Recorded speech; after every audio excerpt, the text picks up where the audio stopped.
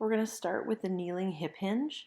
We're going to grab a block and we're going to place it between the knees, keeping the ankles relaxed. You're going to press your hips back so your butt is hovering your heels and then thrust up through your hips, but making sure that you don't move the pelvis one way or another. Don't mind me as I get my block figured out here. Then you're going to push, keep the chest open, keep the shoulder blades back and down, and make sure that you don't tuck the tailbone under or keep the tailbone out. You're going to come back to neutral. That hammock is engaged and turned on. Inhale, let the abs relax. Exhale, pull that hammock up and in. Breathe out, pull those shoulder blades back and down. Squeezing that block about 10 to maybe 15%. If you want to add a little bit more of a challenge, you can hold some dumbbells beside you and press them back towards your ankles as you squeeze yourself back up. Next, we're going to start with the cat-cow. So our knees are going to be directly underneath our hips. We're going to press into the mat, open up our fingers. Inhale as we look up, exhale as we look down, really articulating the spine one vertebrae at a time. So you've done these before, whether it be yoga or Garuda, and you're just going to find your own space and movement and really think about the vertebrae working as muscles in between those vertebrae. Okay, there's muscles pulling that vertebrae together, and then the abdomen is pushing it apart. If you want, we're going to then block the hips so that we're not moving the hips anymore. We're keeping those nice and still. Keep that low back flat. Press the hands in, and we're just going to protract and retract through the scapula. And just make note of where you're looking, your gaze is, and you're going to make sure that you're keeping those earlobes between your shoulder blades, right? So my head is obviously moving, but as you can see, I'm still staying quite centered with my neck and head. I don't want to overextend and use my neck. I want to be just working through my thoracic spine. And you're doing this about 4, 5, 6 circles each way or each movement. Then we're going to go into a blocked articulating hip thruster. So we're not articulating here. We're just going to keep the abs in nice and tight and go straight up.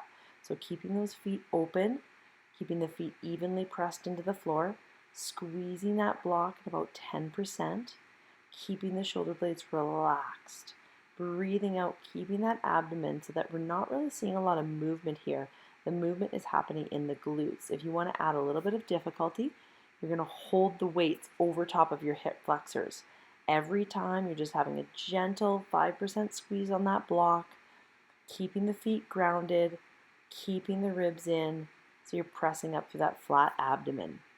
Moving on, just lifting our feet with the block still between the knees, keep the back flat, and we're going to keep the knees straight facing up to the ceiling. Your kneecaps are straight facing up.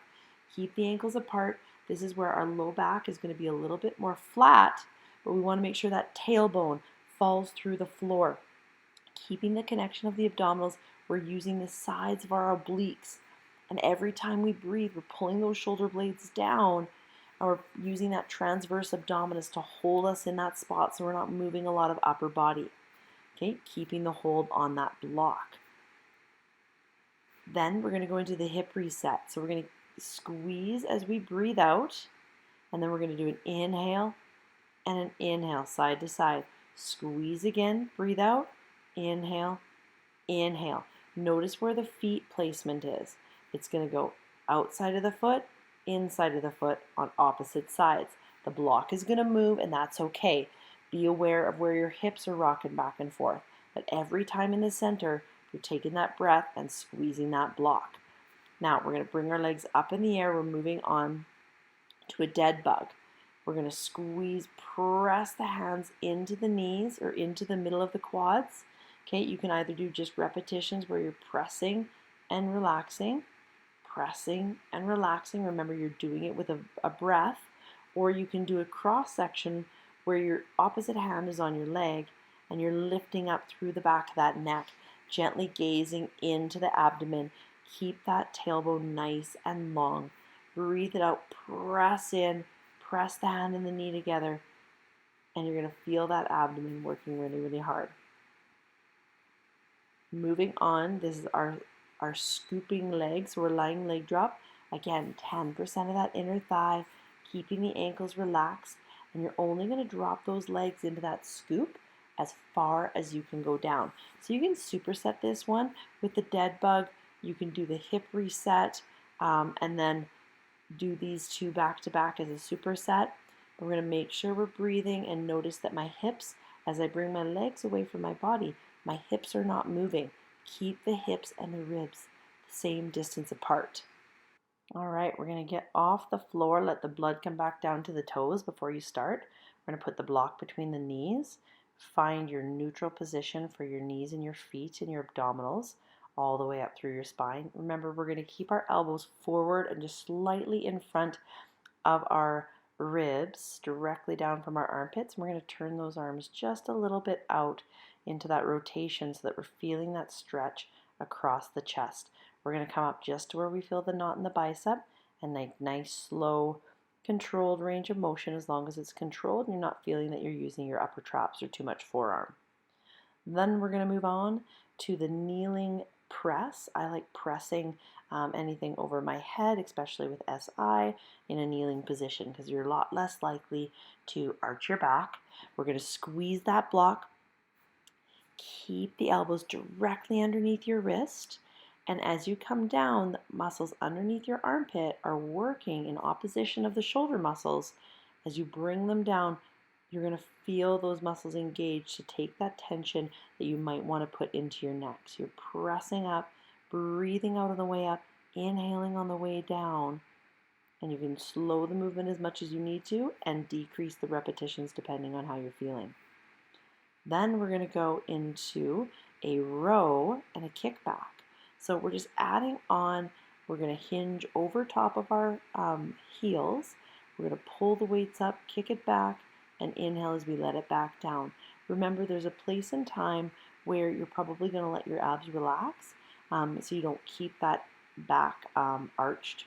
Okay, so make sure you're just getting a feel for where it's most comfortable for you to keep your abs nice and relaxed. But then you're going to pull that hammock in and kick those arms back, keeping that chest out. So start really, really light and increase the weight as needed for this one. Then we're going to go into our Superman. And you can barely see me here, but you know that my hands are over top of one another and my forehead is down. You're going to squeeze the block between the ankles, keeping the ankles in plantar flexion and relaxed. And you're just going to make sure you got a little bit of a hold of that block. You're keeping the legs nice and straight, and you're actually lifting your legs off the ground.